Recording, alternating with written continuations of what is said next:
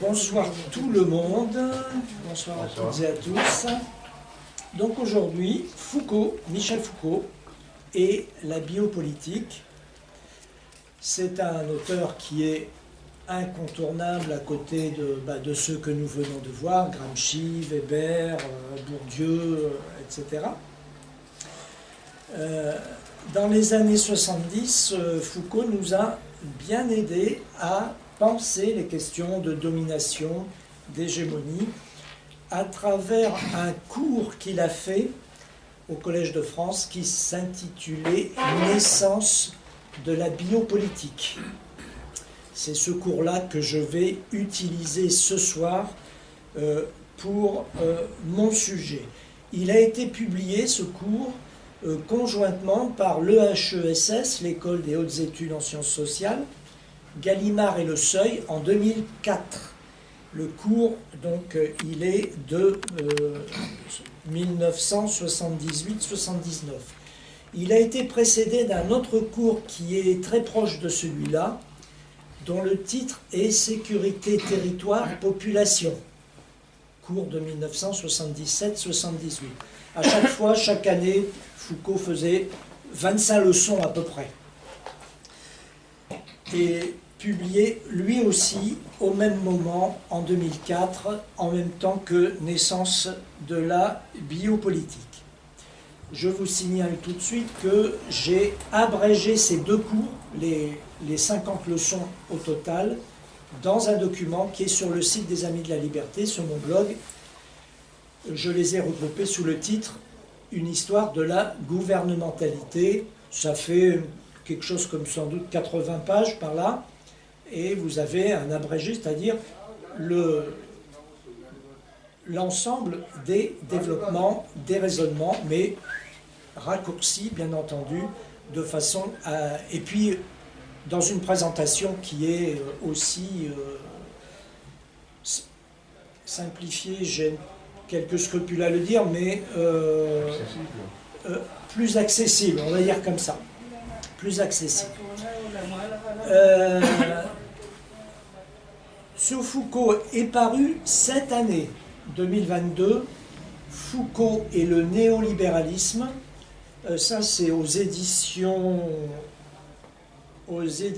Aden, A-D-E-N, édition Aden, sous la direction de Daniel Zamora et Michael Béran. Et, ma foi, leur livre montre qu'on peut encore et toujours publier des livres intéressants sur Foucault. Celui-là, il est pas mal. Hein, il est pas mal. Vous n'y trouverez pas une présentation des thèses dans leurs détails, mais vous y trouverez une présentation de la vie intellectuelle, personnelle de Foucault et de son insertion dans les luttes de l'époque. On a évoqué ça déjà, que Foucault était quelqu'un qui, à son époque, était impliqué dans tout un tas de luttes diverses et variées, et on trouve ça expliqué et beaucoup d'autres choses. C'est pas mal du tout. Alors, ces deux cours, si on les envisage ensemble, comment est-ce qu'on peut les définir, les caractériser, les présenter? On peut dire qu'ils présentent l'art de gouverner du XVIe siècle jusqu'à nos jours.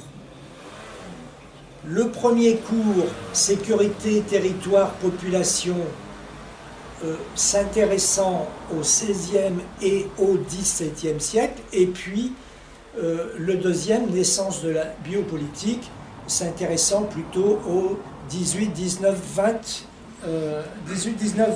20e siècle. Pour ce soir, dans le cadre de cette conférence-ci, je vais m'intéresser à la naissance de la biopolitique. Je commence mon enquête à partir du XVIIIe siècle.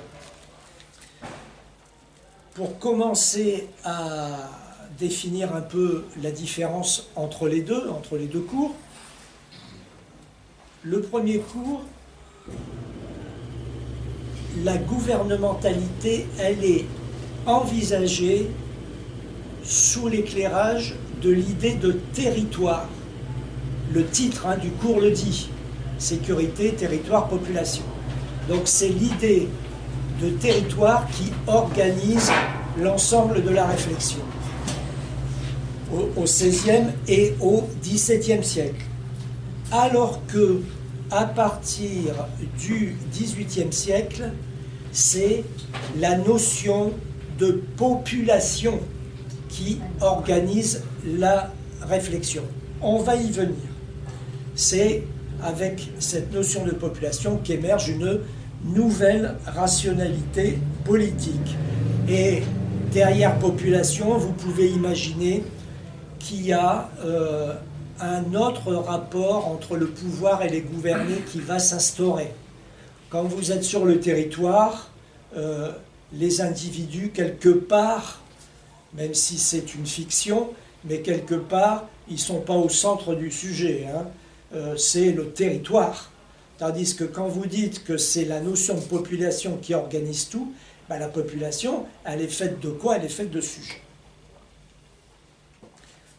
Et donc, avec cette deuxième notion, apparaît quelque chose de nouveau, c'est une microphysique du pouvoir. Mon plan, je vais rappeler brièvement les grandes idées de sécurité, territoire, population. Attention, je vais planer à 25 000 mètres d'altitude, puisque lui, Foucault, il y a passé une année entière, et moi, ça va être plié en 5 minutes. Donc, évidemment, ce n'est pas pareil. Ensuite, je vais présenter ce que je viens d'appeler la nouvelle rationalité gouvernementale et pourquoi elle apparaît dans le détail des choses. Et ensuite, je vais m'intéresser à ce que je vais appeler le socle doctrinal du libéralisme. Après quoi, je passerai au néolibéralisme du XXe siècle. Alors, ce cours, sécurité, territoire, population, 16e, 17e. La rationalité gouvernementale, elle s'organise autour de quoi? Autour de l'État. Et un État qui est considéré de deux façons, sous l'angle de son action intérieure, à l'intérieur des frontières de l'État, et sous l'angle de son action extérieure, en dehors des frontières. Et quand on dit action extérieure, c'est aussi du même coup, bien sûr, les relations entre les États. Action extérieure, c'est pareil de dire les relations entre les États. S'agissant du domaine intérieur, ce qu'il faut bien retenir, c'est que l'idée centrale, à l'époque, bien entendu, ce n'est plus le cas aujourd'hui, l'idée centrale à l'époque, elle est de renforcer, d'enrichir encore et toujours l'État, pour le rendre solide, fort, riche, permanent. À l'époque, la question se pose, évidemment. Tous les États ne sont pas permanents dans toutes leurs actions, loin s'en faut. C'est pour le faire arriver à son maximum d'être, dit Foucault. Le faire parvenir à son maximum d'être, à la meilleure expression possible de ses intérêts. Et tout ça pourquoi? Pourquoi cet effort aussi acharné? Eh bien, c'est à l'intérieur, c'est pour rendre cet État capable, à l'extérieur, d'affronter les autres États.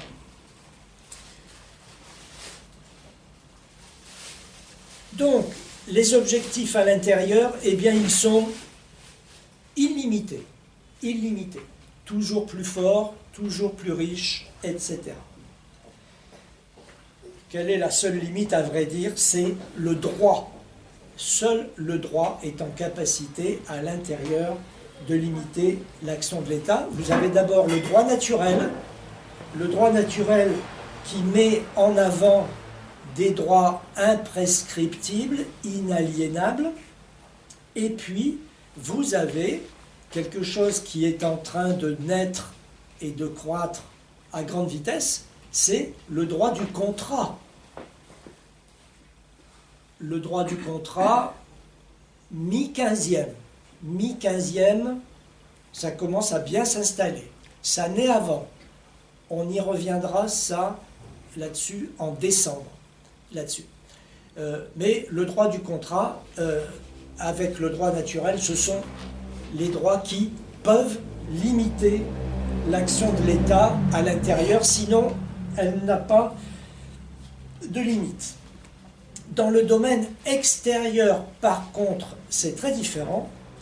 C'est la limitation qui domine. C'est la limitation. C'est-à-dire que ça se concrétise par une idée très simple, très concrète. Toute approche impériale est exclue. Toute approche impériale est exclue. Si vous analysez tout un tas de traités du 16e, 17e, 18e, vous verrez. Vous verrez. Je vais bien me garder de le faire, mais ce sont des traités qui organisent l'impossibilité d'une approche impériale, ou la très grande difficulté. Et cette limitation, elle est le corollaire de l'idée d'intérêt propre de l'État, bien sûr. L'interdiction de l'approche impériale, c'est le corollaire de l'idée d'intérêt propre de l'État, de chaque État, cet intérêt devant être respecté. L'État, dit Foucault, n'a pas rêvé d'être un jour l'empire du dernier jour. Il doit s'auto-limiter dans ses propres objectifs, assurer son indépendance et un certain état de ses forces qui lui permettent de n'être jamais en état d'infériorité, soit par rapport à l'ensemble des autres pays, soit par rapport à ses voisins, soit par rapport au plus fort de tous les autres pays. Voilà, vous voyez quelques petites échos de cette idée de l'interdiction des empires. Alors, illimitation d'un côté, côté intérieur, limitation de l'autre, côté extérieur. Les deux aspects sont liés, je l'ai déjà un petit peu suggéré. Si les objectifs sont illimités à l'intérieur, c'est pour des raisons intérieures, bien sûr, mais aussi pour des raisons extérieures, pour avoir un État fort, capable d'affronter les autres États, de se positionner dans le concert des États. Et formule qui peut être retournée sans grand dommage, d'ailleurs, pour l'idée, on peut dire, si les objectifs sont limités à l'extérieur, ce n'est pas d'abord pour des raisons extérieures, mais pour des raisons intérieures, à savoir que chaque État doit être en mesure de s'organiser pour affronter la concurrence entre les États. Donc on retrouve les mêmes idées, mais dans un ordre inversé. Foucault résume. La concurrence entre États est le point charnière entre ces objectifs limités et ces objectifs illimités. Voilà, pour ce que je souhaitais rappeler pour le XVIe et le XVIIe siècle, donc le premier cours, sécurité, territoire et population. Donc pour plus de détails, voir l'abrégé et ou bien les cours eux-mêmes. Bon, mais mi-18e, une rupture va se produire, une nouvelle rationalité gouvernementale va émerger, à savoir que l'on va passer d'un principe de limitation externe, que je viens d'évoquer, interétatique, de la rationalité politique, limitation externe de la rationalité politique, à un principe de limitation-régulation. Limitation-régulation intra-étatique. Alors, et ce passage, il caractérise, il signe le passage au libéralisme. La question clé devient jusqu'où gouverner. Jusqu'où gouverner. dans les termes de Bentham, qui est un auteur de ces siècles-là, quelle ligne de partage entre ce que Bentham appelle les agendas et les non-agendas. Agenda, non-agenda, c'est une formule de l'époque et qui a été reprise par les libéraux et les néolibéraux au fil des siècles. Ça veut dire qu'est-ce qu'on peut faire et qu'est-ce qu'on ne peut pas faire. Les agendas, c'est ce qu'on peut faire, et même ce qu'on doit faire, ce qu'on peut et ce qu'on doit faire. Les non-agendas, c'est ce qu'on ne doit pas faire, ce qu'on ne peut pas faire, doit pas faire. Et alors, là, dit Foucault, il est absolument essentiel pour comprendre la suite de bien voir la conséquence. À partir du moment où on pose ce principe nouveau d'une régulation interne entre agenda et non-agenda, interne à l'État, eh bien, le rapport entre gouvernants et gouvernés change. Très important de voir ça, le rapport gouvernant-gouverné change. On n'est plus dans un simple rapport d'imposition d'un simple rapport d'action que les gouvernants imposent aux gouvernés. La formule, c'est quoi la formule? Parce que tel est notre bon plaisir. Pourquoi sire? Parce que tel est notre bon plaisir. Donc, ça, c'est terminé. Terminé. Louis XIV, c'est terminé. Quand je dis que c'est terminé, c'est parce que, je simplifie, disons que c'est en voie de s'estomper progressivement au fil des décennies.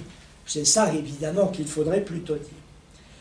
Alors, on n'est plus dans ce rapport-là, mais dans un rapport nouveau d'ajustement conjoint des positions des gouvernants et des gouvernés, de délimitation du domaine des uns et des autres. Si je le dis comme ça, là aussi c'est trop court, parce que si on s'amuse à faire une transposition avec aujourd'hui, avec notre esprit démocratique, etc., on va faire des contresens, évidemment.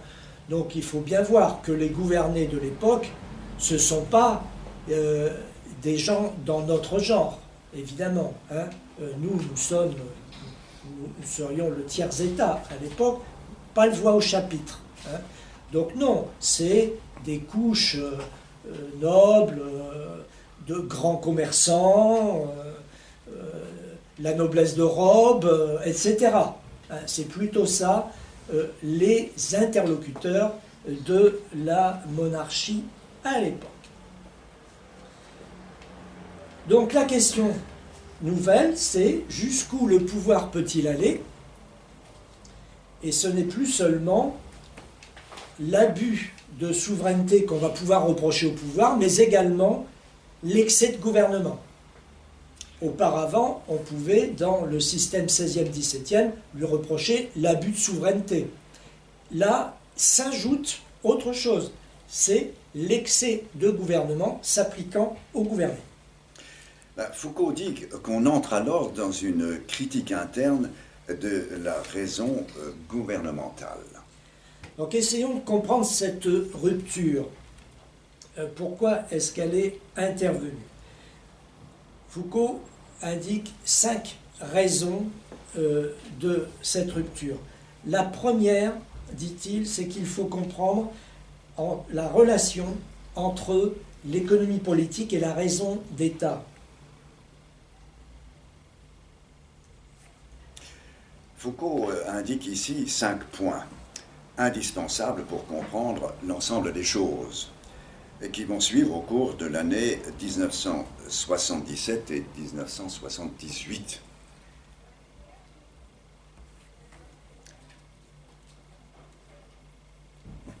Tu veux que je te dise ça? Oui. Alors, l'économie politique, à la différence de la pensée juridique du XVIe et du XVIIe siècle, elle ne s'est pas développée à l'extérieur de la raison d'État. Elle va se loger à l'intérieur de cette raison d'État que le XVIe et le XVIIe siècle avaient défini. Et dans cette mesure-là, si vous voulez, elle ne va pas du tout avoir cette position d'extériorité qu'avait la pensée juridique. Voilà. Donc ça, on va y revenir à plusieurs reprises sur cette idée-là que d'emblée l'économie s'installe au sein de l'État, hein, et qu'elle concerne les acteurs de l'État. Alors que le droit, vous avez vu tout à l'heure, quand j'en ai parlé comme de quelque chose qui instaurait, qui indiquait des limites à l'État. Alors que l'économie, c'est pas ça du tout. D'emblée, elle s'installe au sein de l'État. On va y revenir. Ensuite, Et on peut comprendre pourquoi il en est ainsi, pourquoi la relation entre l'économie et l'État se passe ainsi. C'est que l'économie, elle est directement concernée par la question de la force et de la richesse de l'État. La deuxième idée que Foucault avance pour comprendre la rupture, elle suit la première. Il faut comprendre, dit-il, la position de l'économie politique à l'égard de la question de l'autonomie politique de l'État. l'économie politique ne se propose pas du tout comme une objection externe à la raison d'État et à son autonomie politique. La première économie politique, celle des physiocrates, prônait même un pouvoir sans limitation externe, qu'ils avaient appelé despotisme. La ligne de pente qui avait été dessinée par la raison d'État n'est donc pas inversée par l'économie politique. Donc si je résume ces deux premiers points, on va dire très simplement, très rapidement, par rapport à la nouvelle rationalité politique, eh bien c'est OK pour la raison d'État et c'est OK aussi pour l'autonomie politique de l'État. Troisième idée, par ailleurs, toujours Foucault qui nous indique ces idées-là, il faut comprendre que l'économie politique ne réfléchit pas du tout en termes de nature humaine ou de droit, mais de résultats et d'effets de l'action. Elle considère les pratiques gouvernementales elles-mêmes. Elle ne les interroge pas en droit pour savoir si elles sont légitimes ou pas. Elle les envisage non pas du côté de leur origine, mais du côté de leurs effets. Là, c'est quelque chose qui sans doute vous parle, puisque ce genre de centration sur les effets et résultats, évidemment, nous pouvons l'avoir aujourd'hui dans tous les domaines et dans des proportions encore considérablement accentuées par rapport à l'époque. Le quatrième point, la quatrième idée, il faut comprendre, dit Foucault, que l'économie politique fait apparaître une rationalité politique nouvelle qui imbibe la pratique gouvernementale. En répondant à ce type de questions, l'économie politique a fait apparaître l'existence de phénomènes, de processus et de régularités qui se produisent nécessairement en fonction de mécanismes intelligibles. Ce qu'elle découvre ainsi, c'est une certaine naturalité propre et à la pratique même du gouvernement. La nature, c'est quelque chose qui court sous, à travers, dans l'exercice même de la gouvernementalité. C'en est, si vous voulez, l'épiderme indispensable. Et enfin, Foucault nous dit, le cinquième point crucial, c'est qu'il faut comprendre que la dite rationalité nouvelle, elle a ses exigences que l'on ne saurait ignorer impunément. La pratique gouvernementale ne pourra faire ce qu'elle a à faire qu'en respectant cette nature. Sa réussite ou son échec en dépendent. Le critère de l'action gouvernementale est non plus la légitimité ou l'illégitimité. Vous voyez là, dit encore Foucault, comment une philosophie utilitariste va pouvoir se brancher directement sur ces nouveaux problèmes de la gouvernementalité.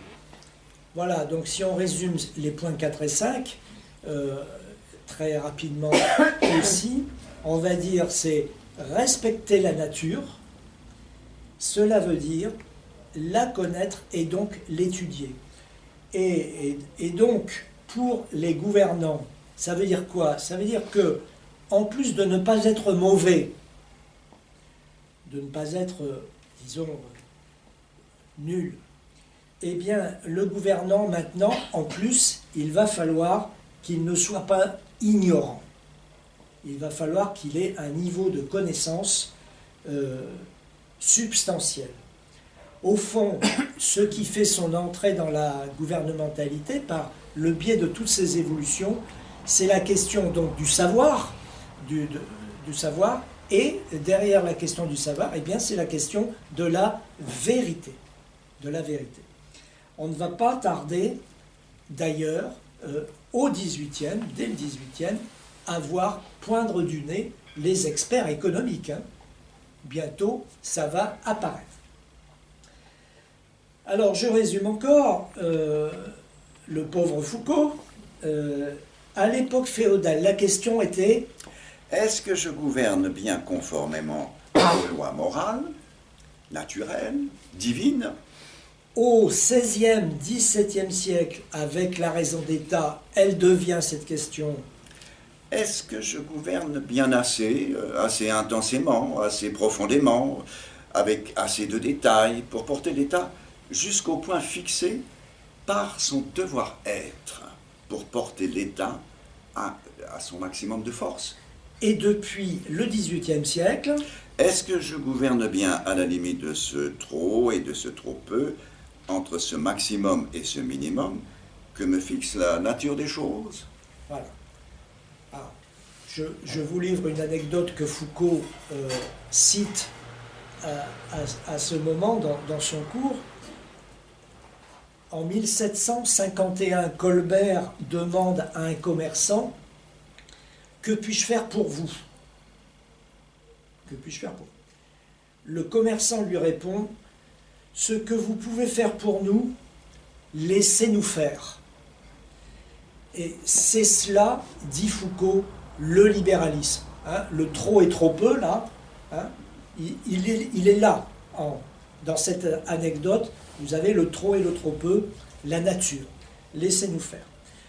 Un gouvernement, autre expression qui va avoir beaucoup d'avenir, un gouvernement frugal. Gouvernement frugal. C'est une expression de Benjamin Franklin.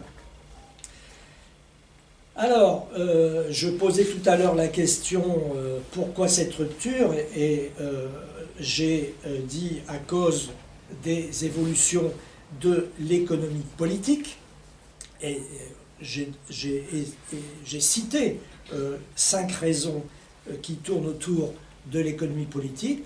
On peut ajouter maintenant rupture, bien sûr à cause de l'économie politique, et aussi dans la foulée, rupture parce que apparaît l'homo economicus. L'homo economicus, nous y sommes aujourd'hui jusqu'au cou, et peut-être même un peu plus, hein, jusqu'au cou. C'est à ce moment-là, mi-18e, que ça apparaît dans le paysage. Pas avant. Alors je ne suis pas plus précis, je dis mi-18e, hein, c'est vague, c'est quelque part par là. Hein, c'est à ce moment-là que ça apparaît. Voilà, donc pour cette mise au point sur l'apparition du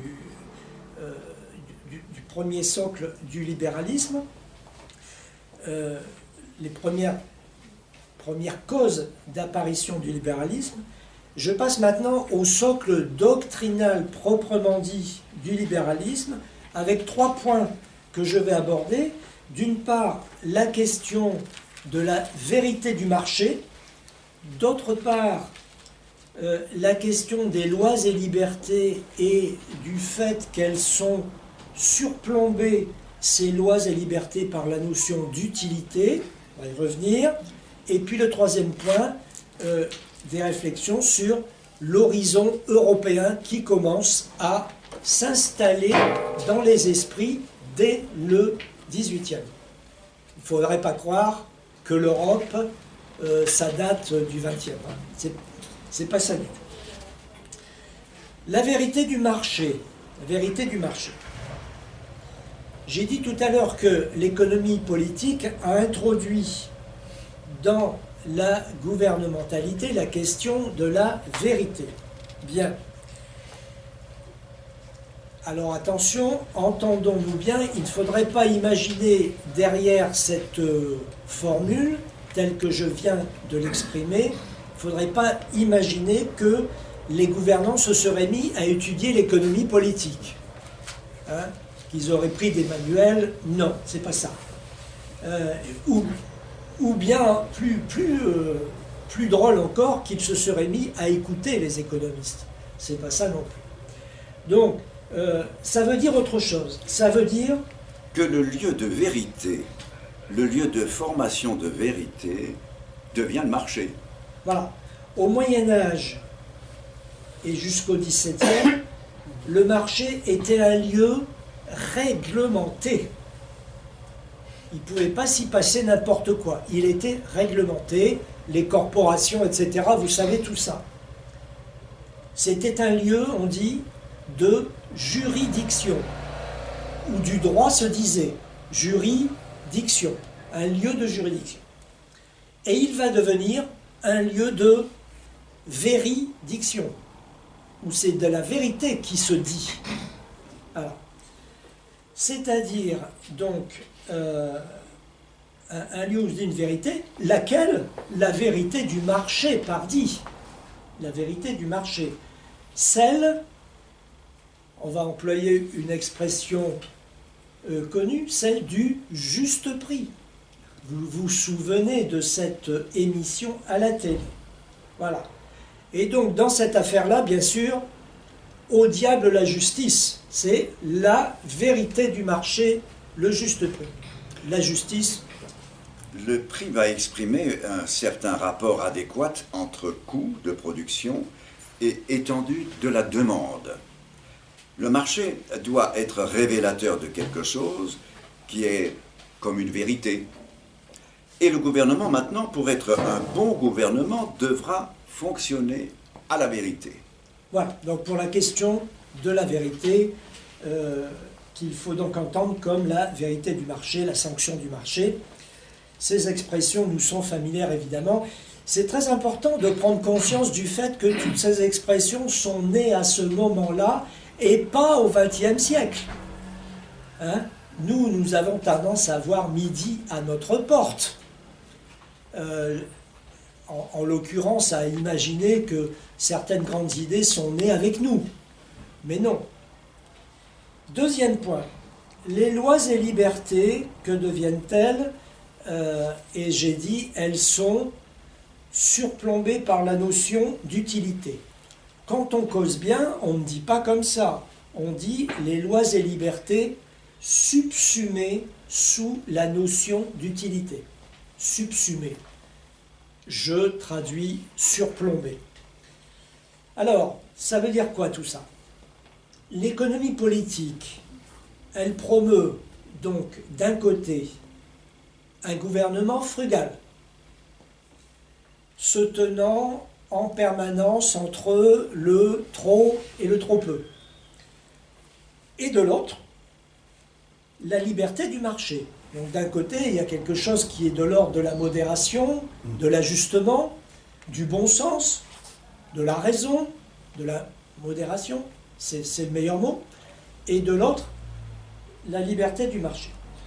Cette configuration doctrinale, elle va avoir des conséquences sur le droit.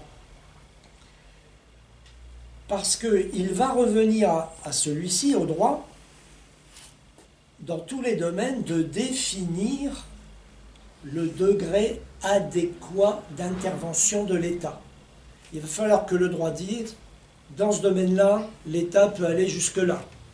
Dans ce domaine-là, il peut aller jusque-là, etc., etc., etc. Et vous pouvez bien imaginer que le nombre de domaines est extrêmement important. comment va faire le droit pour arbitrer toutes ces questions? Il va le faire en fonction de l'idée que l'exercice du pouvoir est désormais adossé à l'économie politique et à sa vérité, là je me répète, qui est celle d'un gouvernement frugal. Je répète aussi, je reviens aussi sur cette idée de gouvernement frugal.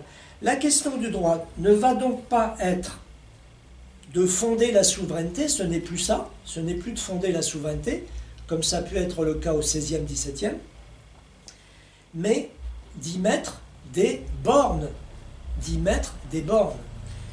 Il s'agit d'aménager en fait deux grandes sphères, la sphère de l'intervention de la puissance publique, Bentham dirait les agendas, et celle de l'indépendance des individus,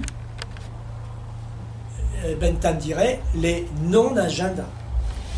Et les interventions de l'État, dit le droit au XVIIIe, eh bien, elles doivent être comptées au plus juste, en fonction de quoi?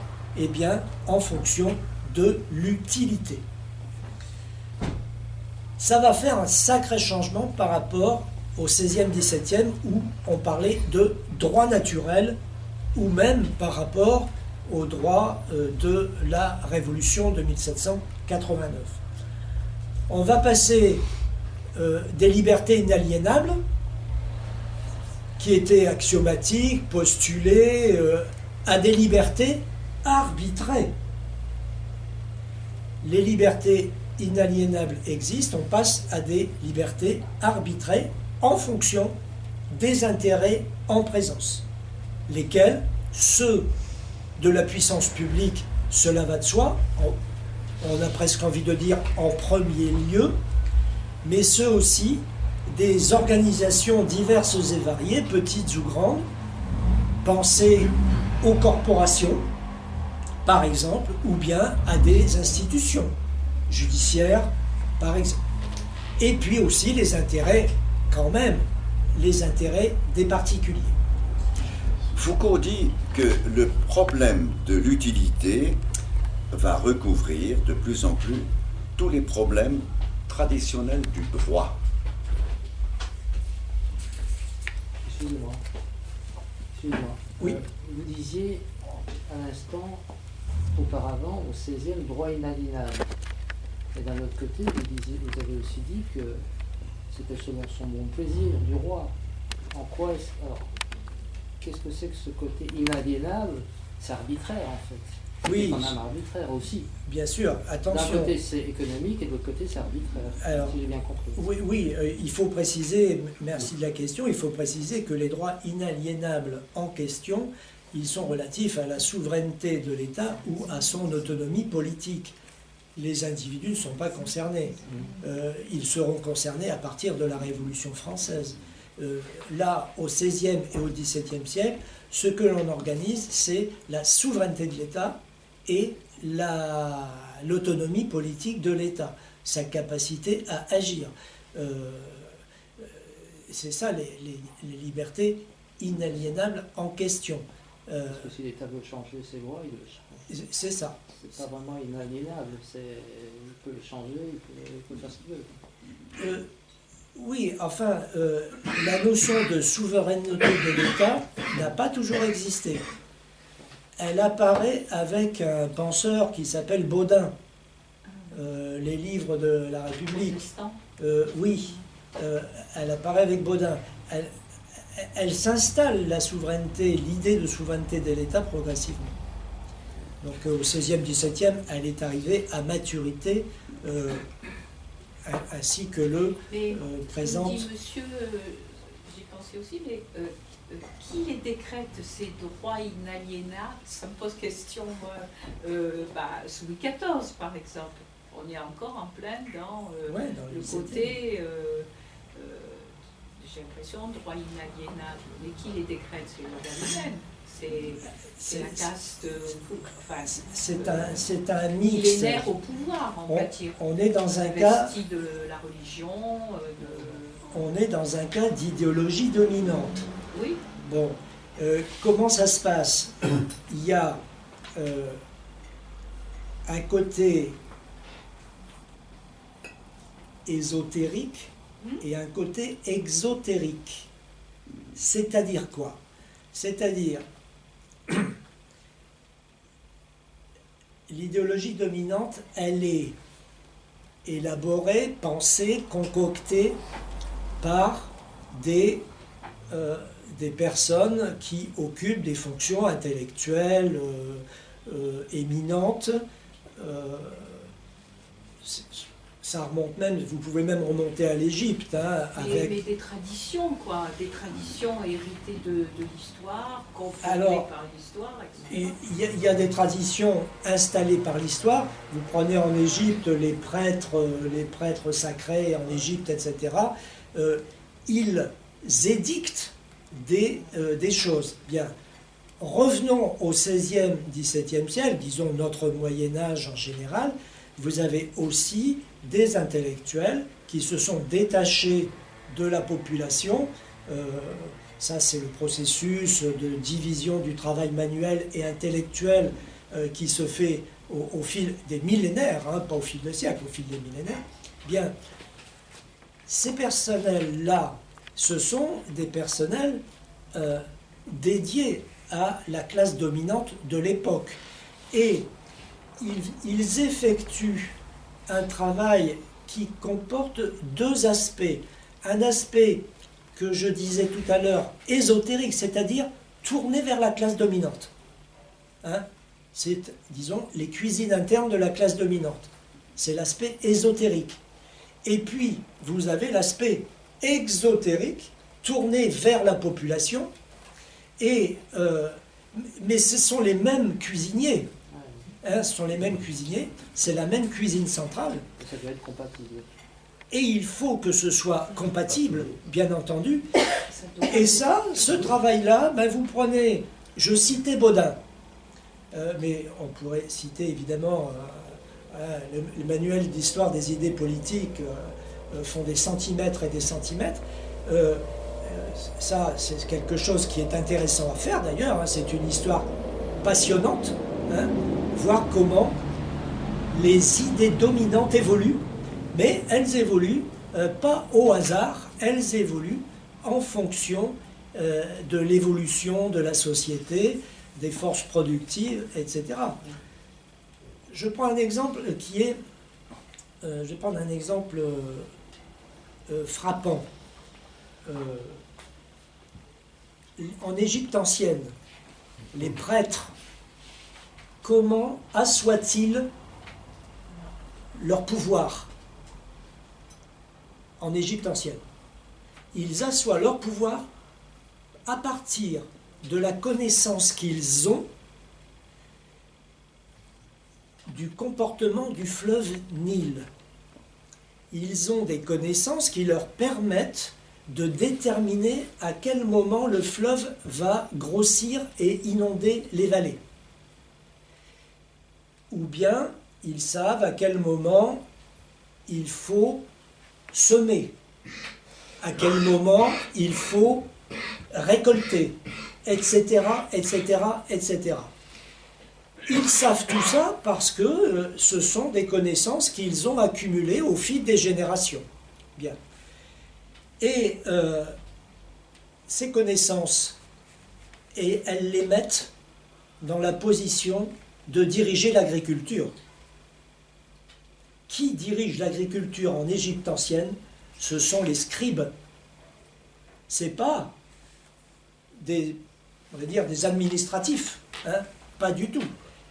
Les directeurs de l'agriculture, les personnes qui sont en situation de diriger l'agriculture en Égypte, ce sont les scribes, les sachants, les savants, les sachants, et qui sont, disons, héritiers de connaissances élaborées au fil des générations, qu'ils développent, etc. C'est la même chose de nos jours. Donc vous avez le côté ésotérique et le côté exotérique. Alors, voilà, il y a peu d'arbitraire dans tout ça. L'arbitraire est limité. bien sûr qu'il y a le fait que des personnes, des intellectuels font irruption dans une société, des intellectuels formidables, etc., qui font péter la banque, etc. Bien sûr. Mais ces gens-là, s'ils peuvent exprimer leur talent, leur science, leur talent, etc., c'est aussi parce que les conditions sociales le leur permettent. Voilà la réponse. On peut peut-être reprendre sur le fait, enfin de rappeler tout à l'heure ce qu'on évoquait, donc ce que Foucault disait, le problème de l'utilité, c'est quand on arrive au droit. Oui. Le problème de l'utilité va recouvrir de plus en plus tous les problèmes traditionnels du droit. Et il ajoute l'élaboration de la puissance publique et la mesure de ses interventions vont être indexées sur le principe d'utilité. Voilà, donc ça c'était pour les deux premiers socles doctrinaux, donc la vérité du marché et puis la question des lois et libertés surplombée par la question de l'utilité, enfin plus rapidement la question de l'utilité. Alors j'ai annoncé l'horizon européen. Les deux premiers éléments que je viens d'évoquer, ils conduisent au troisième. La question de la vérité du marché et celle de l'utilité. Ils conduisent au troisième, celui de l'Europe. Et nous allons voir comment. Foucault explique qu'au milieu du XVIIIe siècle, avec les physiocrates, la liberté du marché peut et doit fonctionner d'une telle manière que s'établira, à travers et grâce à cette liberté du marché, ce qu'ils appellent le prix naturel ou les bons prix. Alors, les bons prix, le prix naturel, les bons prix, ça va être quoi? Eh bien, ça va être le prix qui est tel qu'il bénéficiera, qu'il sera censé bénéficier aussi bien au vendeur qu'à l'acheteur. C'est-à-dire un prix qui est au bénéfice mutuel des échangeurs, des parties à l'échange. Un prix, en quelque sorte, un profit double. Profit pour l'acheteur, profit pour le vendeur, un profit double. Un profit corrélatif. Oui. Oui, j'ai bien compris que parmi les décideurs dans l'État font partie des intellectuels, parce qu'ils savent lire, écrire, calculer. Et qu'en est-il d'autres personnes qui ont des capacités, qui ont des savoirs? Je pense par exemple à un commerçant, je pense par exemple à des artisans qui travaillent avec les métaux précieux, je pense aux banquiers. Là, Donc c'est pas uniquement une question d'intellectuel. non, c'est vrai. Mais là, j'ai envie de dire, dans leur domaine particulier, quand tu dis commerçants, banquiers, métaux précieux, etc., j'imagine que ces personnes-là, dans leur domaine, elles exercent aussi une fonction directrice. Elles ont des savoirs, etc., qui sont précieux pour l'exercice de leur activité, globalement. Pas seulement leur entreprise, mais globalement. Et au-delà, ils sont organisés en corporation. Et puis les banquiers, ils sont directement utiles à la monarchie, parce que de plus en plus, les monarques On recourt à eux. Voilà. Donc, quelque part, ils sont des... C'est vrai.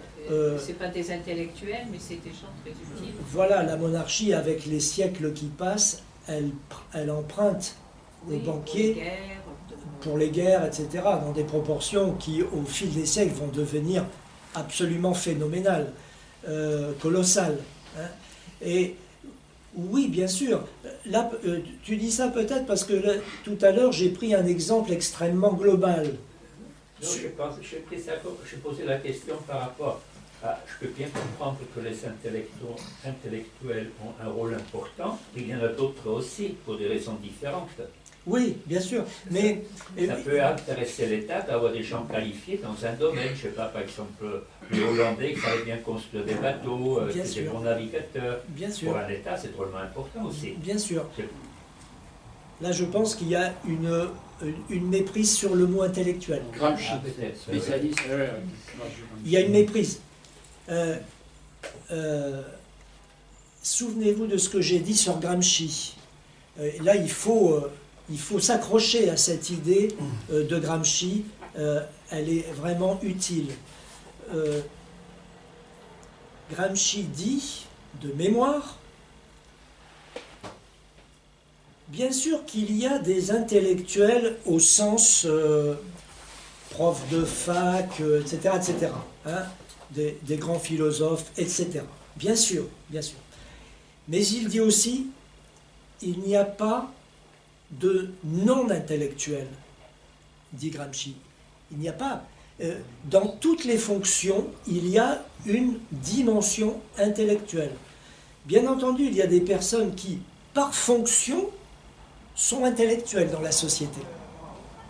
Alors, les profs de fac, typiquement, ou bien tel ou tel, sans être prof de fac, tel ou tel prof de philo, auteur, etc. Bien sûr que ces personnes-là, ce sont des intellectuels avec un I majuscule, mettons, hein, si on peut s'autoriser ça, par fonction, c'est les intellectuels au sens extrêmement traditionnel du terme. Le sens que nous avons tendance qui surgit dans notre tête spontanément. Mais, sans être dans ces fonctions d'intellectuel, on peut aussi avoir un apport intellectuel à l'activité de la société, au fonctionnement global de la société, ou au fonctionnement sectoriel de la société. Bon, typiquement, c'est, on parlait des banques, c'est les actuaires. Ce sont les gens qui calculent les taux d'intérêt, si je ne me trompe pas. Il y a peut-être des gens parmi vous qui savent mieux ces choses-là que moi. Je crois que les actuaires, ce sont les gens qui calculent les risques qui sont attachés à telle ou telle activité et les taux de risque et les taux d'intérêt qu'il faut appliquer. Typiquement, c'est quand on affrète un navire. Avec sa cargaison, les personnes qui sont dessus, etc. Donc, voilà. Ben, ça, ces gens-là, bien sûr, qui ne sont pas dans une fonction d'intellectuel, au sens traditionnel du terme dans la société. Ouais, sauf que, d'accord, mais le travail qu'ils font, il est extrêmement précieux. Hein, et donc, il ressort de ce terme-là, mais dans une façon d'utiliser le mot intellectuel à la Gramsci. La question que je me pose aussi, c'est à travers ce rôle qu'ils sont dans leur société, dans leur État, est-ce qu'on leur accorde un pouvoir décisionnel dans certains domaines? Est-ce qu'ils ont leur mot à dire? Non. Ils ont le droit de dire, dans la mesure où ils ne sont pas, là je prends la monarchie, dans la mesure où ils ne sont pas nobles, où ce sont, allez, on va dire des bourgeois, hein, eh bien, ils ont le droit de dire ce qu'ils savent, mais quant à décider, c'est autre chose. Prenons l'exemple de les 70 ans de règne de Louis XIV. Louis XIV a fait un usage particulièrement abondant des compétences des bourgeois. Colbert. Il faut, reportez-vous à l'histoire du siècle, enfin à l'histoire de Louis XIV, du règne de Louis XIV, vous verrez, c'est une époque où la bourgeoisie est, on ne peut pas dire aux commandes, mais elle est partout dans l'État, partout. Elle se permet d'expliquer. Voilà. Se permet d'expliquer. Elle apporte ses compétences. Comme Vauban. Et oui, Vauban. Mais quant à décider, non. Il faut que ce que la bourgeoisie promeut, ce qu'elle conseille, il faut que ce soit assumé par un noble. C'est pas ça. Par une institution monarchique. C'est plus juste de le dire comme ça. Par une institution monarchique, lesquelles institutions monarchiques, elles sont aux mains de la noblesse. Voilà. Mais l'appareil judiciaire, l'appareil judiciaire sous la monarchie. Voilà encore un domaine où on a affaire à des spécialistes. Que diable? Ce sont des spécialistes du droit dans tous les domaines, etc. Et ils sont les meilleurs connaisseurs de leur domaine. Eh oui, mais ce ne sont que de la noblesse de robe, hein. Oui, et puis aussi, si je peux me permettre, c'est qu'ils sont complètement, on a du mal aujourd'hui, mais ils sont complètement verrouillés par l'idéologie, dominante qui est la religion. Quoi. Oui, voilà. Oui, on a du mal avec Foucault parce que... Ah oui, voilà. Donc effectivement, ce qui ressort de ta question, c'est que c'est quand même subtil tout ça. Hein. Il y a la façon concrète dont fonctionne l'État, il faut regarder de près, quoi. Hein, évidemment. Quand je disais que la bourgeoisie a été abondamment utilisée par Louis XIV, il faut savoir aussi qu'une fois Louis XIV disparu, la noblesse a su aussi se venger.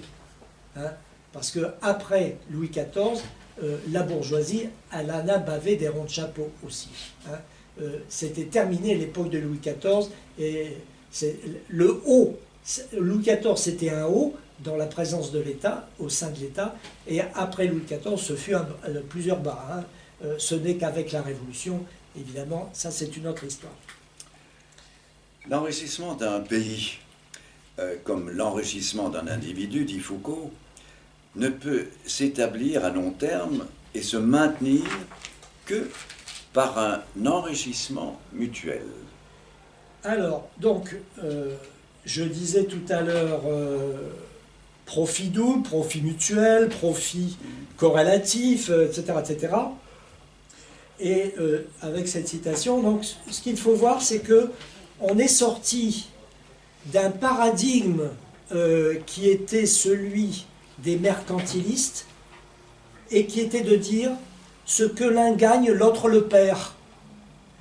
La société, c'est un jeu à somme nulle. S'il y en a un qui gagne, il y en a forcément un autre qui perd. C'est un jeu à somme nulle. C'est un carré, la nation, le pays est un jeu à somme nulle. Et donc on va commencer à entrer dans une autre idée. L'idée d'une Europe de l'enrichissement collectif, d'une Europe comme sujet économique collectif qui a, quelle que soit la concurrence qui s'établit entre les États, ou plutôt à travers même la concurrence qui s'établit entre les États, à s'avancer dans une voie qui sera celle du progrès économique illimité. Voilà, résonance actuelle hein, d'une phrase comme celle-là.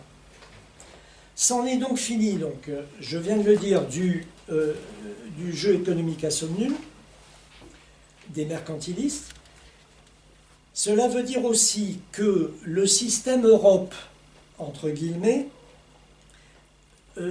ça doit être un système où il y a des entrées permanentes et continues.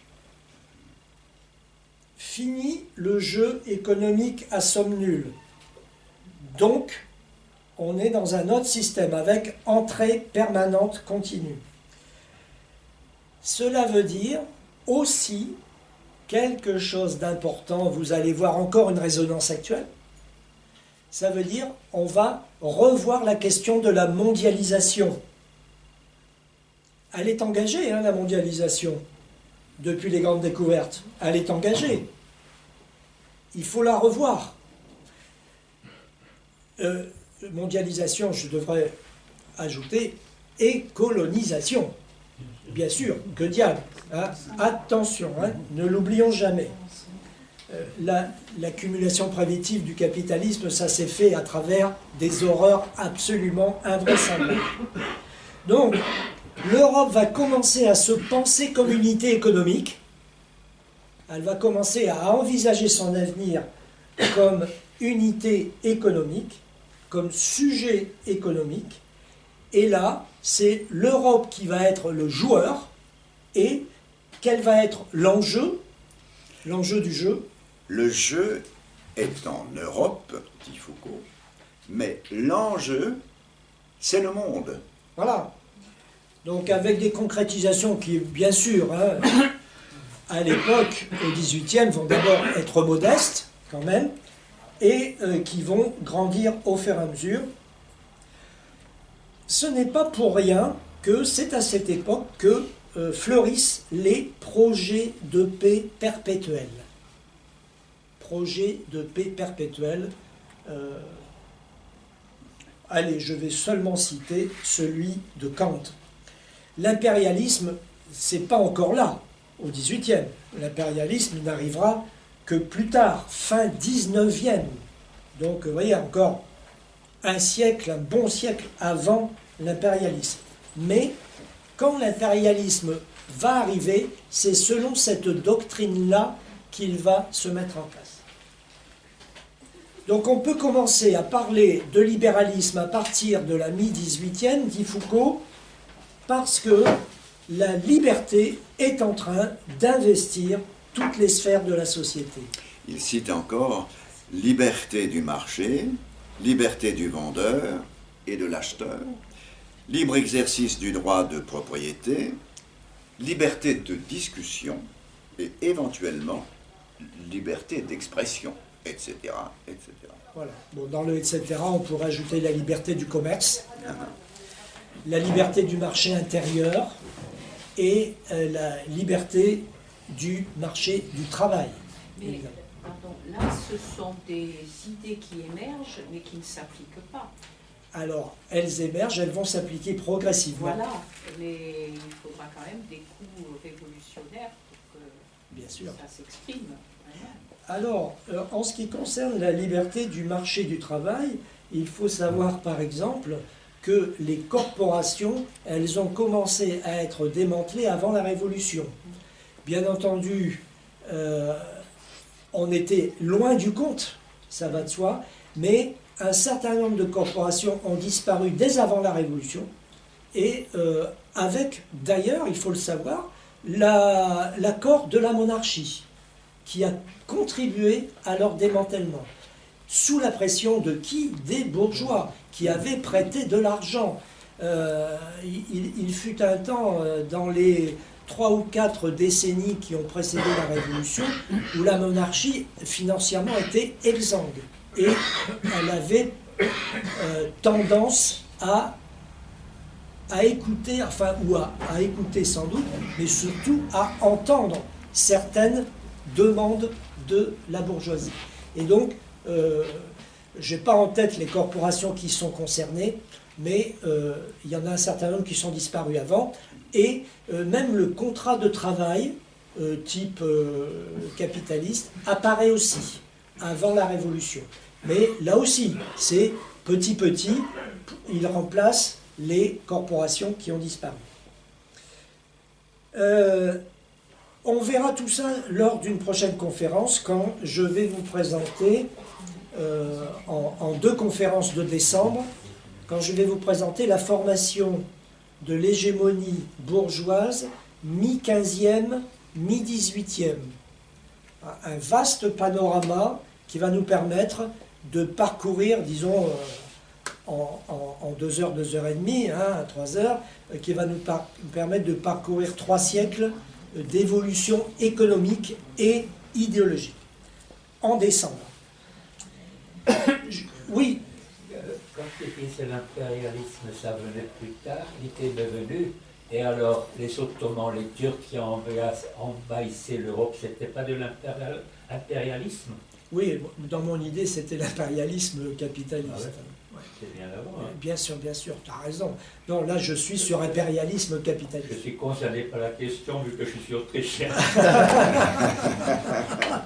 Je dois aussi, toi, l'Empire britannique existait bien avant... Avant le capitalisme. Oui. Non, déjà dans le 18e et le 16e Oui. et le 17e. 17e. Oui. Alors, bon, la là, conquête de l'Inde, par exemple, c'est oui, voilà. 1759. Voilà. Alors nous, les Français, il faut qu'on fasse un effort pour comprendre ce que tu dis. Et c'était bien capitaliste. Hein. Oui, et Euh, justement, c'est à ça que je viens. Nous, les Français, il faut qu'on fasse un petit effort, parce que l'Angleterre, elle a un bon siècle d'avance Oui. sur l'Europe continentale. ben, Eh oui, oui. elle a fait Enfin, ça. pas sur l'Espagne, hein, parce que le grand Sur Non. le libéralisme, en tout cas. Le grand Mais sur le empire, libéralisme. c'était, Pour le libéralisme. donc, hein. Le libéralisme. Pour le libéralisme. oui. Non, l'Angleterre arrive après l'Espagne en tant que puissance dominante, Oui. bien sûr. Mais pour ce qui est du capitalisme et du libéralisme, l'Angleterre, elle est en pointe. Ah oui. Au 18e, oui. Au, mais- au 18 Mais au pour- 17e. pour le- Au 17e même, avec Ah, la tu- fin tu- des enclosures. Tu es réservé? Oui, parce que la conquête d'Amérique du Sud, hein, Oui. c'était pas pour l'agriculture, hein. C'était pour les mines d'or et Ah oui, oui, d'argent. Oui, Sur une échelle énorme, oui, oui. hein, vraiment énorme. oui, oui, oui, oui. Mais à l'intérieur de l'Angleterre, tout ce mouvement des enclosures. Ah oui, oui, mais je parlais de l'Empire. Hein, Ah oui, oui, d'accord. oui, oui.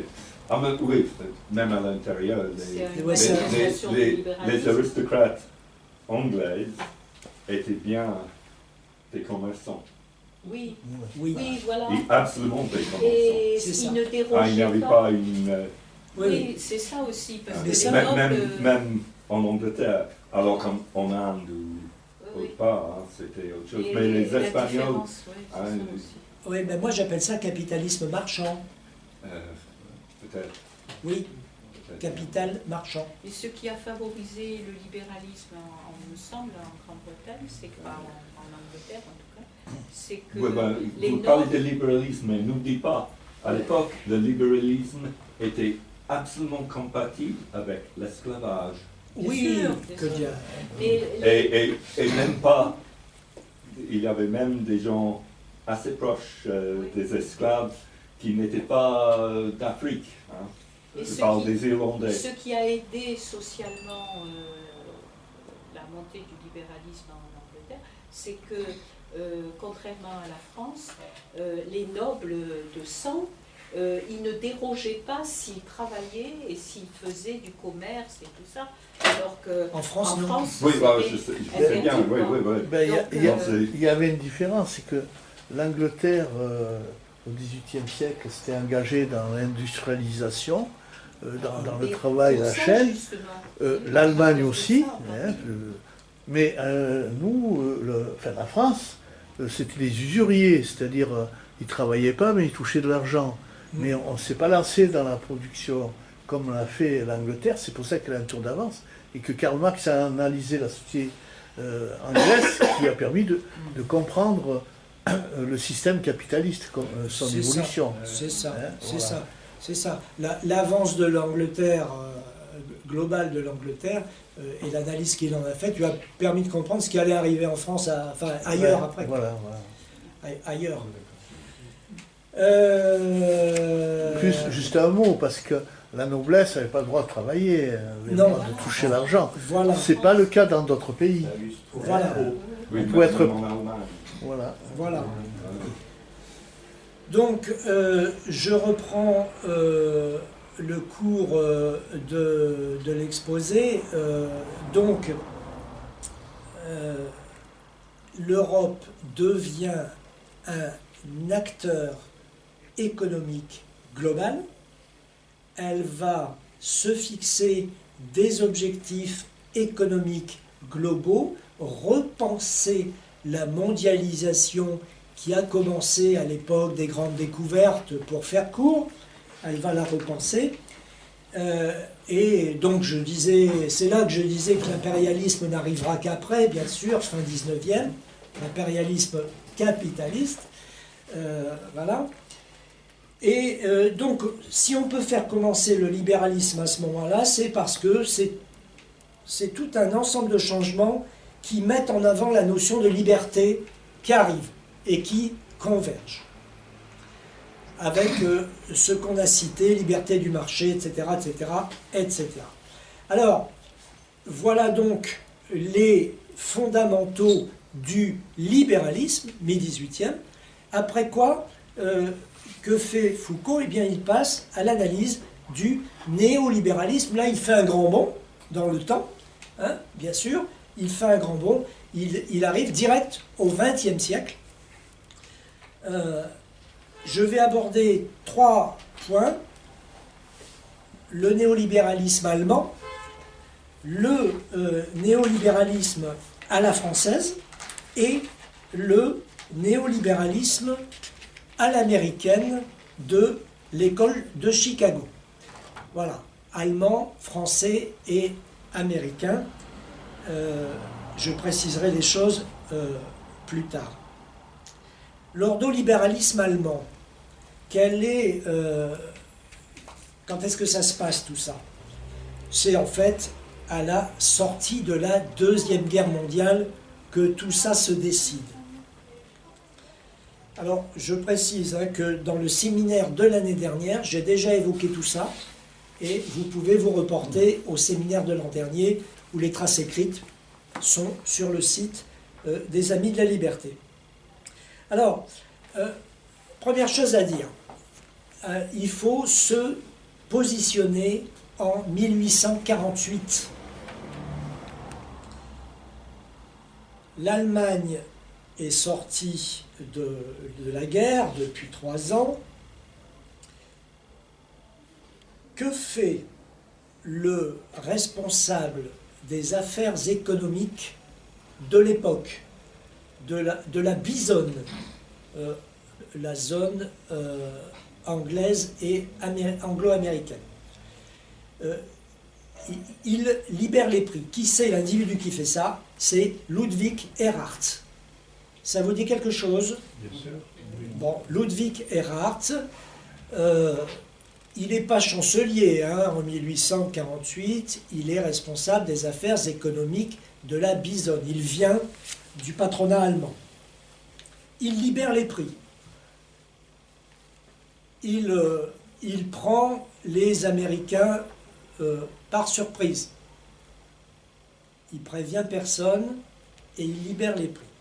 Les Américains tirent un nez comme ça, mais ils se concertent et ils finissent par convenir que Ludwig Erhard a raison, ils vont laisser passer.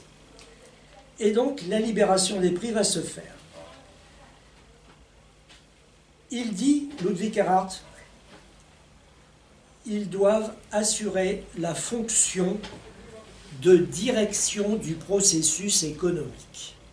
La fonction de direction du processus économique. Là, quand vous entendez ça, eh bien, vous êtes d'emblée dans une pensée libérale, il n'y a pas photo, telle que nous pouvons la connaître aujourd'hui.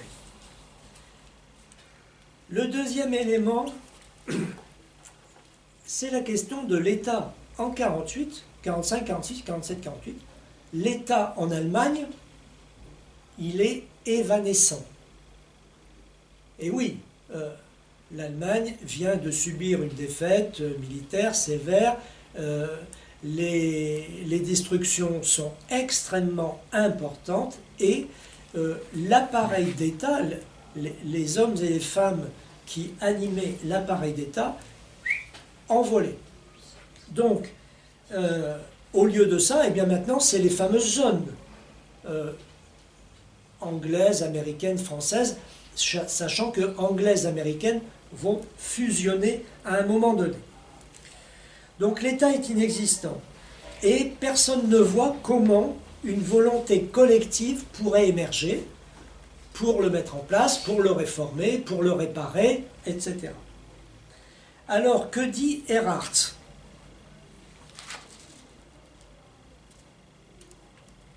Là, il faut suivre son raisonnement. C'est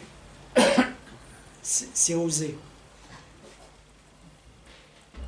Il dit personne n'est capable d'établir un cadre institutionnel. Personne. Mais si on était capable d'instaurer un cadre institutionnel juste chargé d'assurer la liberté, en particulier en matière économique. Et si des individus acceptaient de jouer le jeu de ce cadre de liberté, on pourrait considérer que cette acceptation vaudrait adhésion au cadre et aux décisions qui pourraient être prises dans le cadre de celui-ci, c'est le cas de le dire. Surtout pour la liberté économique, évidemment. Ce que Foucault résume ainsi. L'institution de la liberté économique va pouvoir, en tout cas, fonctionner en quelque sorte comme un siphon, comme une amorce pour la formation d'une souveraineté politique. Et il ajoute, cette idée d'une formation légitimante de l'État sur l'exercice garanti d'une liberté économique, c'est, en effet, je crois, quelque chose d'important. Voilà. Donc là, je vous renvoie à mon abrégé, parce que l'abrégé, j'y consacre beaucoup plus de pages, sans parler du cours de Foucault, mais ne serait-ce que mon abrégé, il y a quand même beaucoup plus de considérants que ce que nous vous proposons là. Alors disons les choses autrement. La croissance économique produit de la souveraineté politique dans le schéma de Erhardt et de la légitimité politique de l'État. Souveraineté, légitimité. Par surcroît, la croissance en question produit aussi du consensus parce qu'elle produit du bien-être.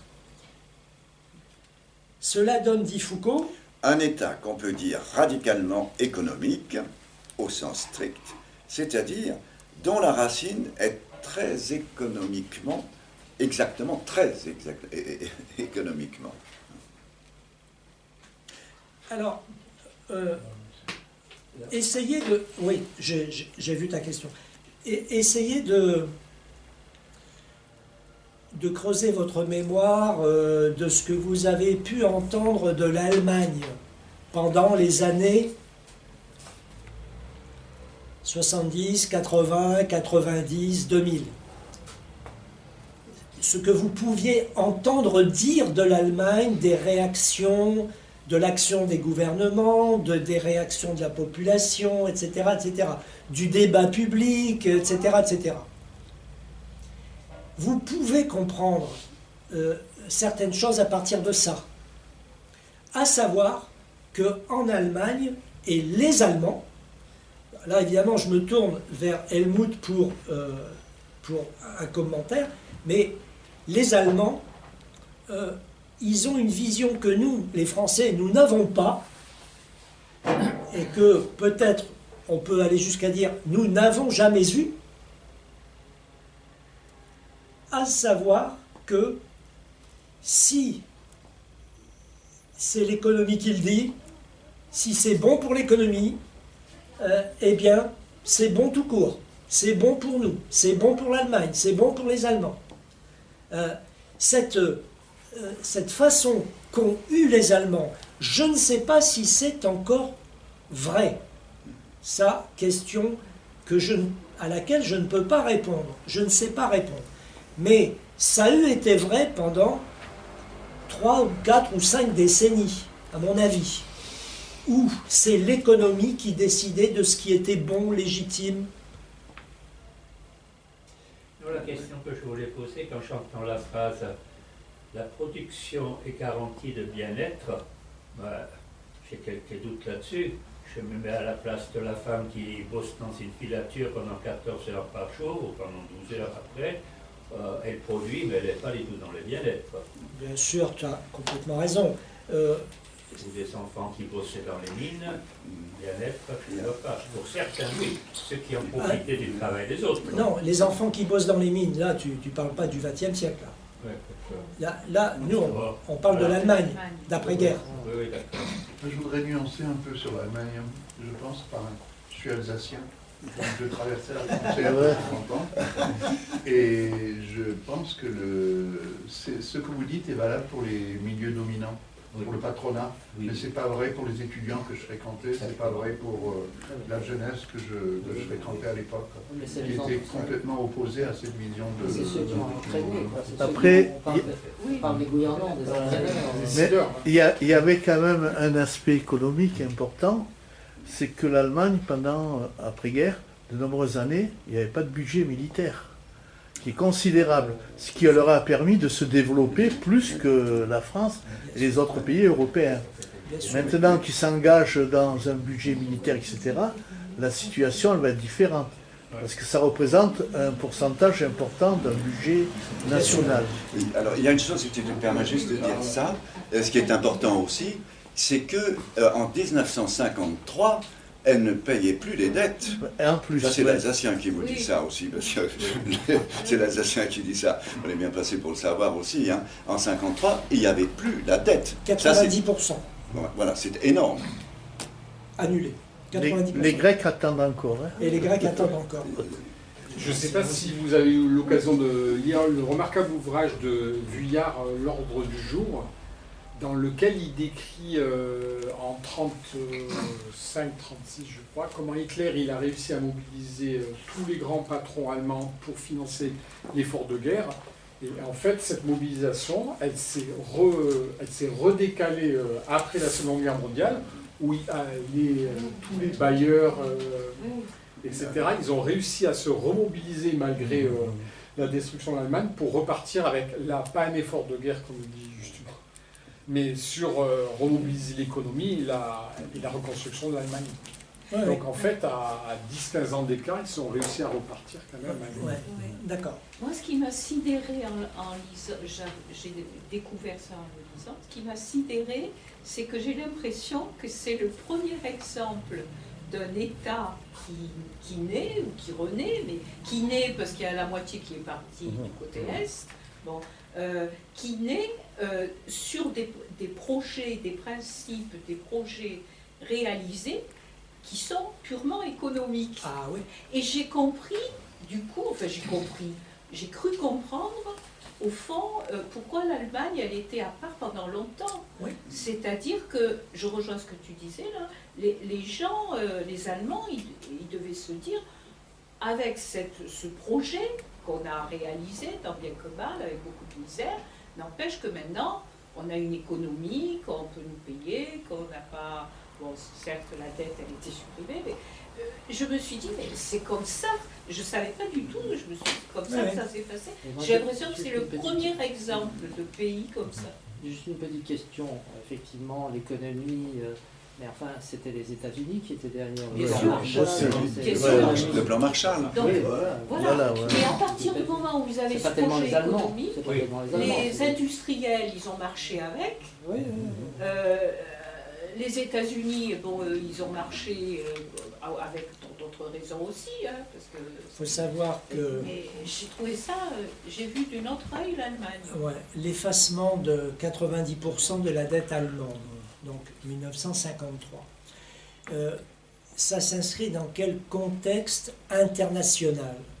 C'est que, alors là j'ai peu de connaissances, donc je dis comme ça sans certitude, c'est que c'est à ce moment-là que ce sont les années où va se déclencher, ou a été déclenchée la guerre de Corée. Alors quelle année exactement, c'est ce que je ne saurais dire. Mais à l'époque, l'impérialisme américain a besoin d'une base économique en Europe sûre, pas infectée de communistes à tous les coins de rue. Donc c'est l'Allemagne. Ça ne peut pas être la France, c'est l'Allemagne. Et ça explique que l'impérialisme américain favorise l'effacement de la dette allemande et va se tenir, alors c'est à Londres que ça se passe, une négociation qui dure à peu près un an. Une négociation qui aboutit à ce résultat. On dispose de notes économiques d'économistes allemands de l'époque qui sont extraordinaire qui explique l'importance que ça a eu pour l'Allemagne. Des économistes allemands qui disent que s'il n'y avait pas eu cet effacement de dette... D'ailleurs, l'action de Erhard, elle commence en 1945. Il libère les prix en 1948 et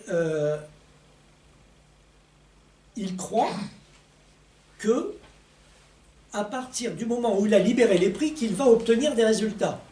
Eh bien non, il n'y aura aucun résultat substantiel de l'action de Erhard, et là c'est l'économiste allemand qui le dit, c'est pas, je ne fais que rapporter ces termes, il n'y aura aucune action aucun résultat substantiel de l'action d'Erhard entre 48 et 53. Ce n'est qu'avec l'effacement de la dette que les résultats vont commencer à venir. Tout ça, nos économistes dominants se gardent bien de nous le dire. Et pourtant, la connaissance existe. Il suffit de consulter les notes des économistes allemands eux-mêmes. Oui, mais ça ne veut pas dire que l'action d'Erhard n'était pas positive. Elle servait justement à rembourser la dette. Dans ce sens-là, c'était quand même productif. Non. L'action de Erhard, elle n'a pas réussi à rembourser la dette. Elle a été remboursée par l'effacement. L'action de Erhard n'a rien produit de positif. Il y a eu une inflation galopante. L'industrie, enfin l'activité économique en général était cas un cas. Il y avait beaucoup de problèmes et tous les problèmes étaient là, comme en 1945-48. Ça a avancé très peu, et ce n'est qu'avec l'effacement que les choses se sont arrangées. Oui, mais je pense, moi je serais un peu d'accord avec lui, parce que c'est quand même parce que les Allemands ont fait exactement ce que les Américains voulaient, voilà, que par la suite il y a eu l'effacement de la dette. Oui, parce que sinon, si, c'est comme aujourd'hui avec le FMI, si vous ne faites pas comme ils veulent, vous n'aurez pas d'argent. Mais bien sûr, il est bien clair que Erhard, c'est pour ça que j'insistais tout à l'heure sur la décision de Erhard de libérer les prix. En faisant ça, Erhard adressait aux Américains un message extraordinaire, qui était de dire « Moi, je suis un libéral convaincu. » Chicago. Je ne suis pas communiste. Je suis pas communiste. Je suis pas communiste. Je suis pas communiste. Bah, quasiment Chicago, parce que c'est ce que dit Hayek. Et en plus, tu as 10% d'inflation, c'est très intéressant parce que du coup, la dette oui. diminue. Alors, je ne voudrais pas qu'on passe sur la remarque que tu faisais tout à l'heure, à savoir que, comment dire, le bien-être était général. Donc, je crois qu'il faut la retenir aussi, cette remarque-là. C'est un bien-être qui est pour les classes moyennes, on va dire. Je ne sais pas si on peut dire comme ça. À l'époque, c'est peut-être encore un peu prématuré de parler de classe moyenne, mais je veux dire dans les années 40-50, mais évidemment que le bien-être est loin d'être général.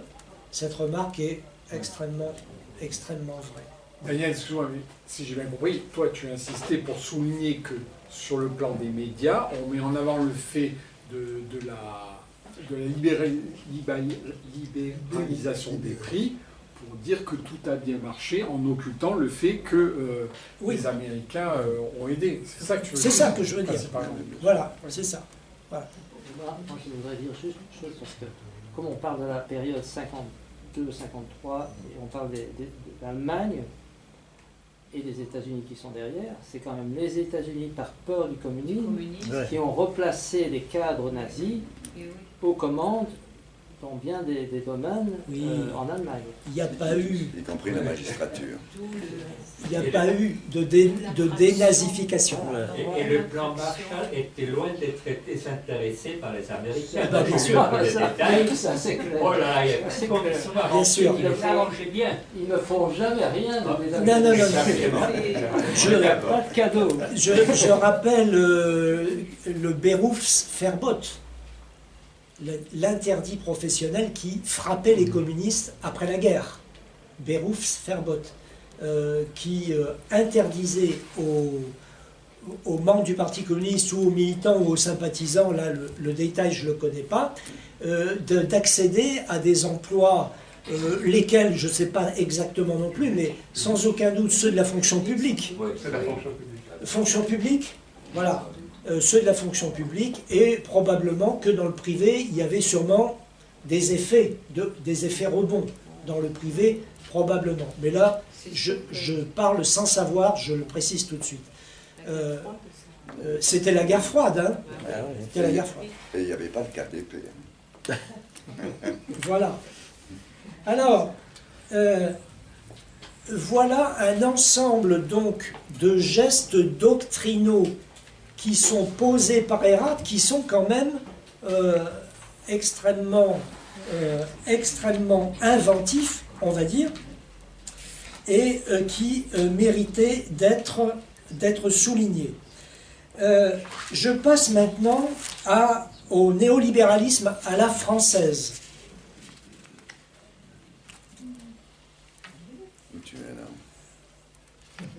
Non, mais je vous dis pourquoi, c'est que je ne suis pas mon texte. Voilà. Je ne suis pas mon texte, donc évidemment... Alors, On a vu. Où tu veux que j'enchaîne? C'est quand on t'a coupé la parole. C'est pas ça. Dis-moi où. Bon, allez. Dis-moi où tu es. Là, je suis là. Ah, pardon, allez, ça y est, bah oui.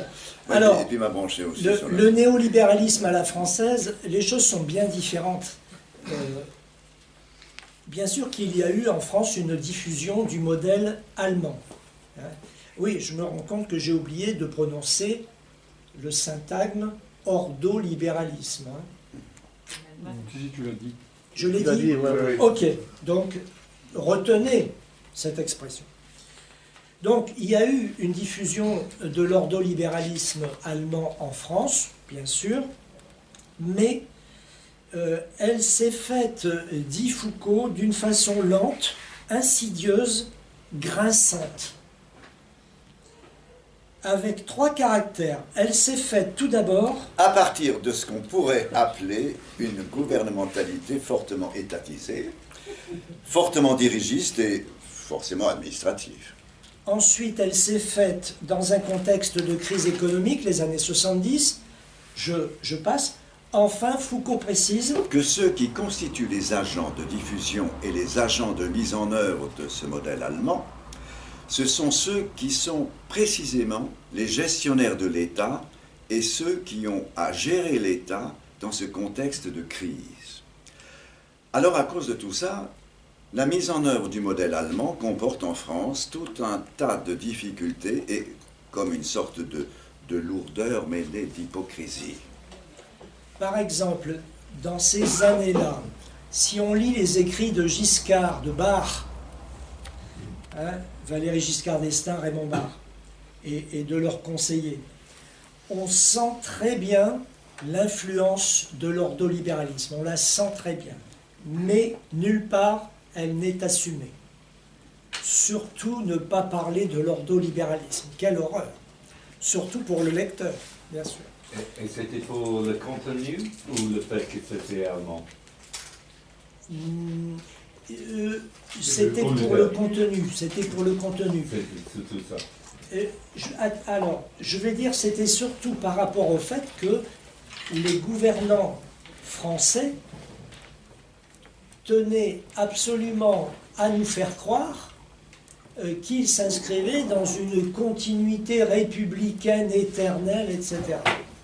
Voilà. Tout comme Mitterrand a voulu nous faire croire qu'il s'inscrivait dans... etc. Voilà. Et c'est ça. Les gouvernants français, ils ont cette...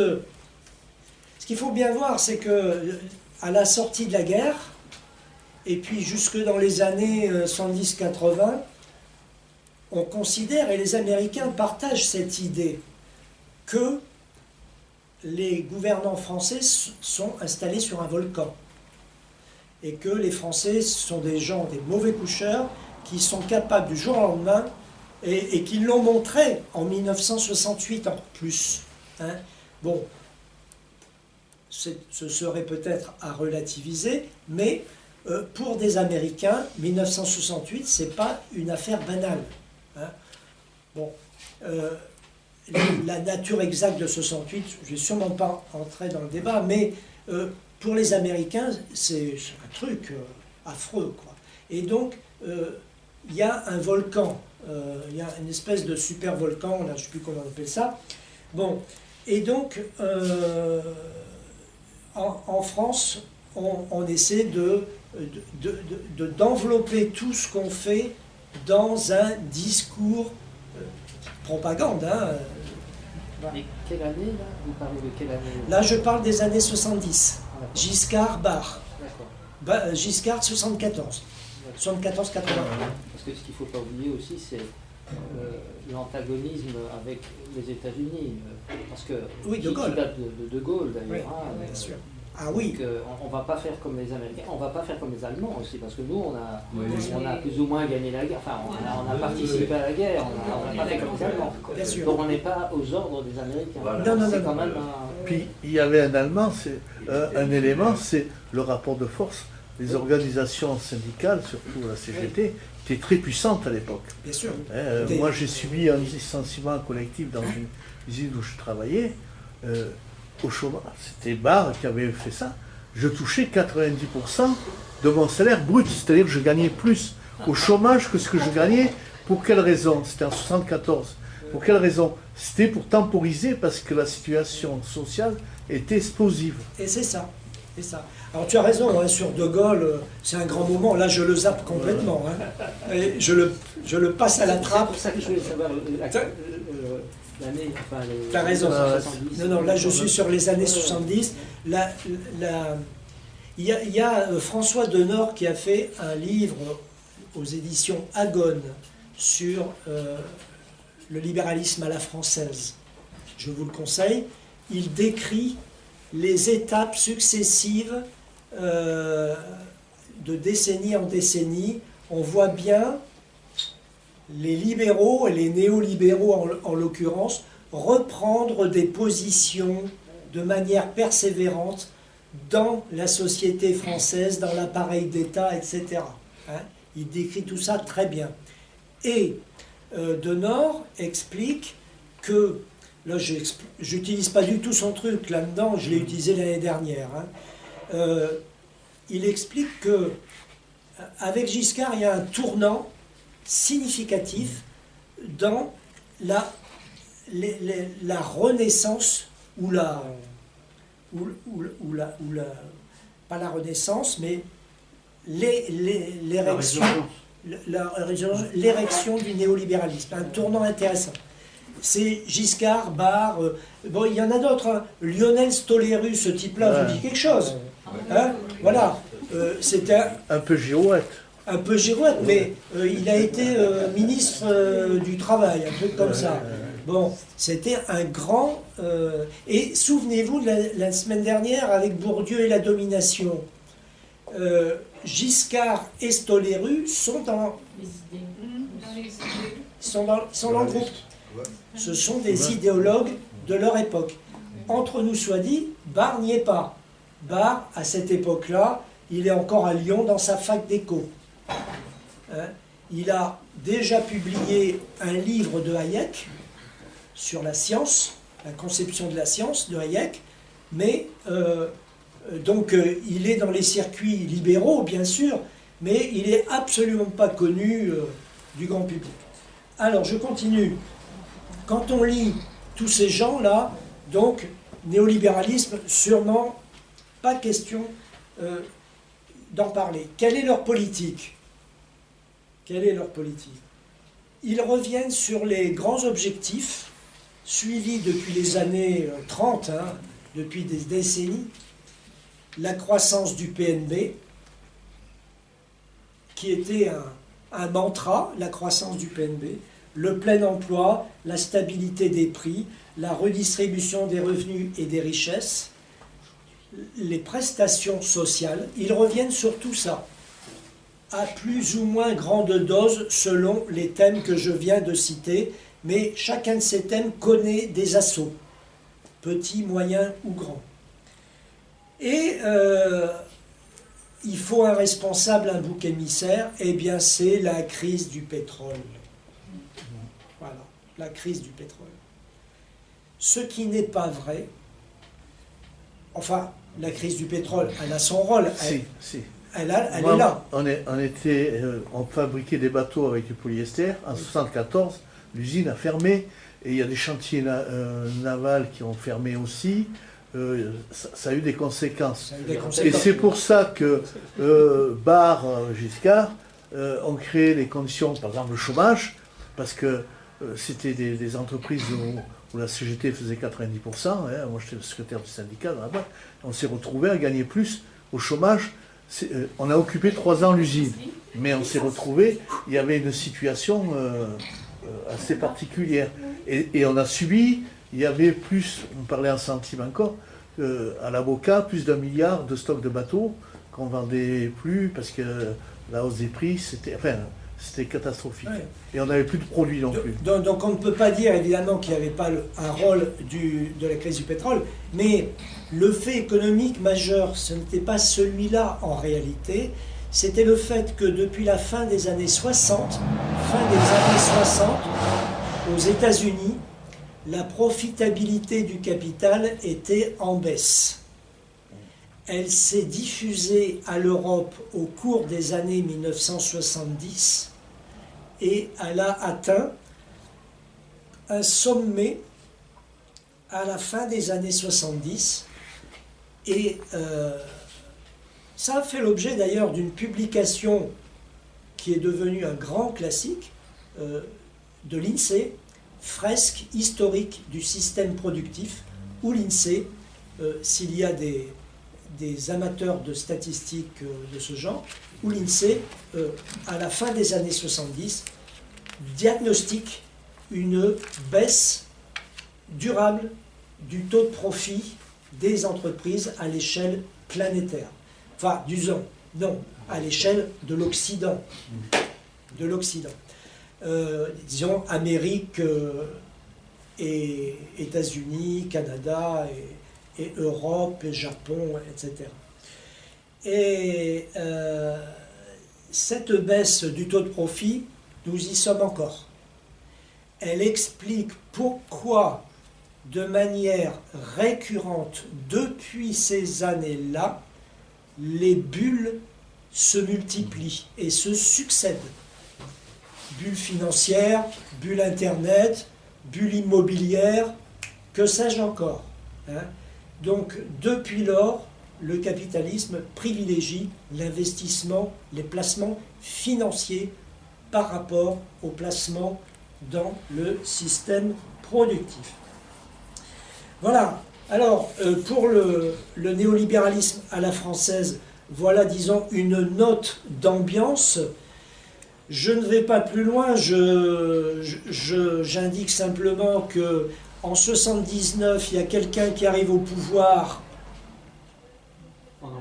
en Angleterre, Margaret, et en 81, quelqu'un d'autre, Ronald Reagan, mais enfin, on a presque... Moi j'aurais dit Mitterrand. Alors, oui, mais toi,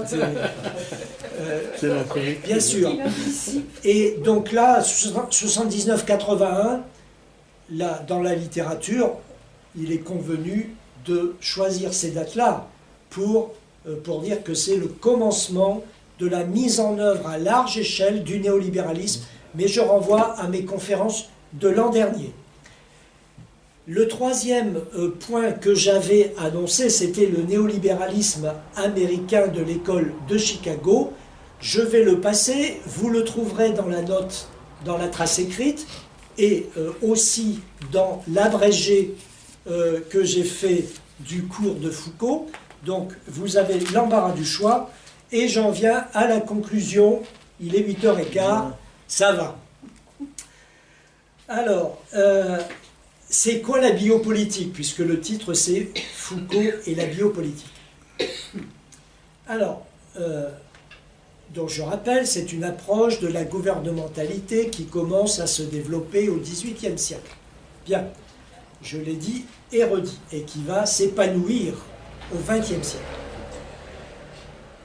5 points. 5 points. Premièrement, l'objectif est de porter l'État, l'objectif de porter l'État à son maximum de puissance pour lui permettre d'affronter la concurrence entre États. Elle fait place à un principe de limitation interne, je l'ai dit. Donc, 17e, 16e, 17e, les mercantilistes, l'objectif c'est l'État maximum.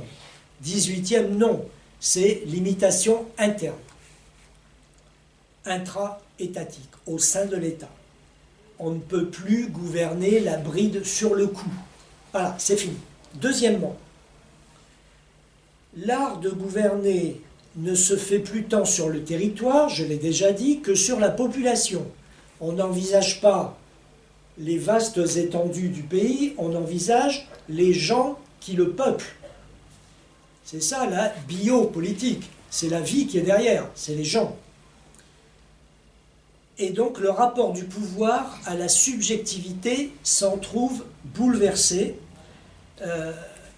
On envisage maintenant la subjectivité des gouvernés. C'est ça la biopolitique. Attention à l'excès de gouvernement, place au gouvernement frugal. Tout ça, je l'ai déjà dit. Troisième point. L'économie est envisagée sous l'empire de l'idée de marché, qui dit le juste prix, à condition de ne pas être manipulé par des interventions gouvernementales mal à propos. Et oui, ça, Hayek, voire les conférences de l'année dernière, Hayek est très vigilant là-dessus. Ces interventions comptées de l'État, elles seront considérées comme appropriées si elles sont utiles. Utiles à l'économie en premier lieu. Autre point, le marché et le juste prix permettent que tous les États se développent en même temps. Donc, vous vous rappelez, hein, l'Europe, etc., c'est fini du jeu à somme nulle. Le monde en expansion, etc. Et cette idée d'Europe qui commence à poindre. L'horizon européen va entraîner la refondation de l'idée de mondialisation. Ça, je l'ai dit, j'y reviendrai en décembre dans le cadre des 3 siècles, mi-15e, mi-18e. Et pour finir, c'est la liberté qui est en train d'envahir toutes les sphères de la société. Ça, c'est si on regarde les choses en se plaçant au 18e, 19e. Si on regarde les choses du côté du 20e siècle, j'ajoute 8 points. Premièrement, l'économie et la société ne souffrent pas d'un excès de libéralisme, mais d'un trop peu de libéralisme. Combien de fois avons-nous entendu ce discours? Bon sang de bonsoir. Hein? Encore aujourd'hui. Encore aujourd'hui. Ils osent. Notre problème n'est pas un excès de libéralisme, mais trop peu. Le problème n'est pas le marché, mais l'État. Deuxième point, c'est le rejet de l'économie keynésienne, le rejet de la planification, le rejet de l'État social de droit et le rejet de l'économie d'assistance. D'une manière ou d'une autre, tous ces secteurs-là font l'objet d'assauts divers et variés. Troisièmement, le dogme de la liberté des prix, j'ai suffisamment insisté. Quatrièmement, l'État et pas seulement l'économie doit fonctionner selon les principes de l'offre et de la demande, l'État, c'est-à-dire du marché. Regardez McKinsey. Cinquièmement, le marché en question, il ne doit plus être pensé sous l'empire de l'idée d'échange qui pointe vers une idée d'égalité, mais sous l'empire de l'idée de concurrence qui pointe vers une idée d'inégalité, au contraire. Sixièmement, les consommations socialisées, genre éducation, santé, doivent être drastiquement limitées, car elles alourdissent quoi? Le coût du travail et nuisent à la compétitivité internationale. Et toutes les énergies, au contraire, doivent être tendues vers la croissance, qui est la seule et vraie politique sociale. J'adore cette idée, Ah oui. que la croissance est la seule et vraie politique sociale. J'adore. Huitièmement, et pour finir, tous les agents économiques, y compris les ménages, sont pensés sous la notion d'entreprise et sous celle de capital humain. Nous sommes tous des entreprises. Votre maison, c'est une entreprise. L'auto-entrepreneur, c'est une entreprise, etc., etc., etc. L'entreprise est partout. Et si vous ne réussissez pas, c'est de votre faute. C'est parce que vous n'avez pas réussi à capitaliser, à valoriser votre capital humain. Bande de nuls. Voilà.